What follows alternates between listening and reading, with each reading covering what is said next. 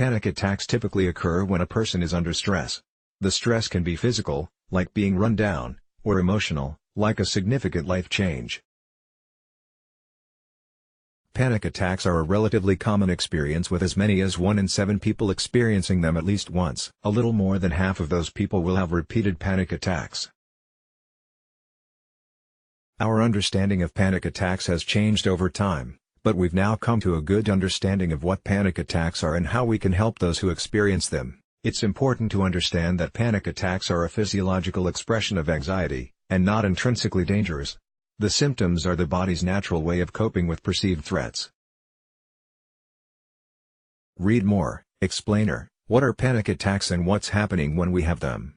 A buildup of stress. Panic attacks are typically experienced as time-limited episodes of intense anxiety. The effects of stress can accumulate slowly, and a person is unlikely to be aware of the extent of their stress until a panic attack occurs.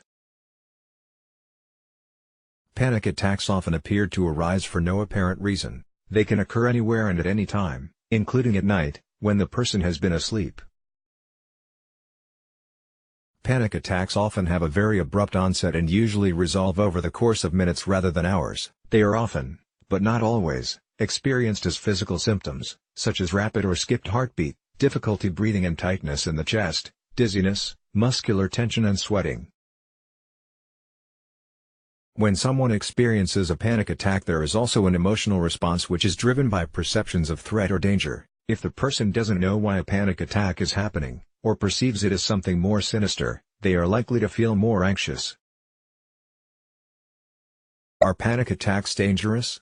Panic attacks are not dangerous in and of themselves. They are simply intense anxiety, and the symptoms are real expressions of the sympathetic and parasympathetic nervous system activating and regulating.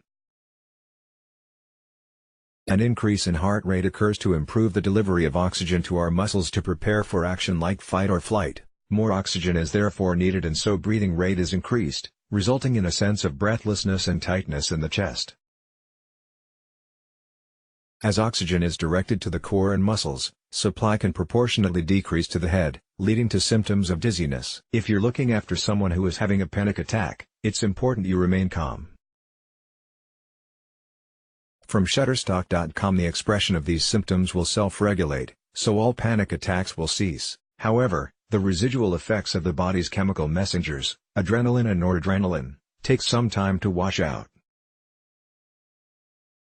So it's likely that after a panic attack the person will still feel some anxiety. Again, this serves the function of having the body be prepared to reactivate for any other perceived or real threat.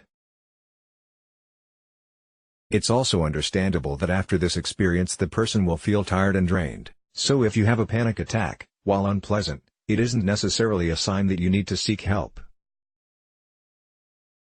It may be that through reflection you can use the panic attack as a signal to examine what is happening to lead to the physical or emotional stress in your life, and perhaps make some changes. When should you seek help?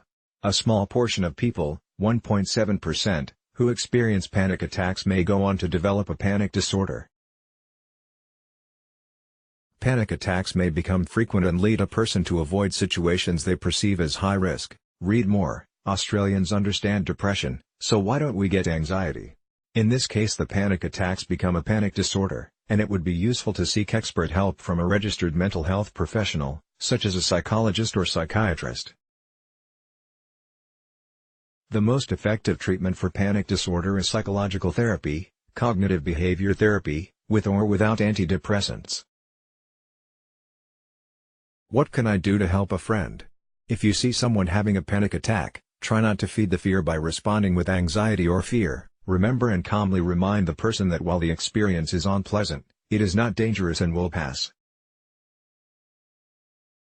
Perhaps the most useful thing to do for someone having a panic attack will be to help to refocus their mind, away from the thoughts that are causing stress, but you can also give them a sense of control over the physical effects of the attack. This can be done by helping to slow and pace the person's breathing. There are many variations of this process, but one example is to calmly ask the person to breathe in for 4 seconds, hold their breath for 2 seconds, and then breathe out slowly over 6 seconds. You can quietly count the seconds with the person and repeat the procedure for a minute or so, or as needed. Read more. 3 reasons to get your stress levels in check this year. Let's block ads. Why?